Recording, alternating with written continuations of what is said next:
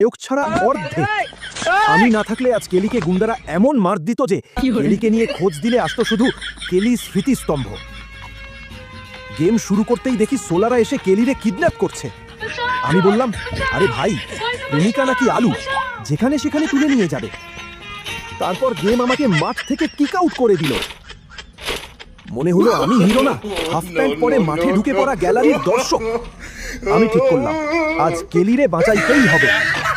তাই গাড়ি ডাকলাম, গাড়ি আসলো, কিন্তু আমার সাথে হিরোইক মুভি করার বদলে সোজা আকাশে উঠা শুরু করলো। মনে হলো গাড়ি নাসাতে জব পেয়ে গেছে। আমি দাঁড়িয়ে আছি, আরে ভাই, প্রেমিকা বাঁচাইতে আসছি, চাঁদে ঘুরতে না। তারপর আমি হাঁটতেই হাঁটতেই গুন্ডাদের কাছে গেলাম, হাতে অস্ত্র নিয়ে বললাম, শোনো গুন্ডারা, আজকে কেলিরে ছাড়ো, না হলে আমি তোমাদের এমন মার দিব যে তোমাদের নাম পাবজি সার্ভারে নুব স্কোয়াড হয়ে যাবে। ওরা বলল, তুই একা কি করবি? আমি বললাম, একাই যথেষ্ট। আমি যদি না থাকতাম আজ কেলির নামের জায়গায় হতো শুধু স্মৃতি ফলক।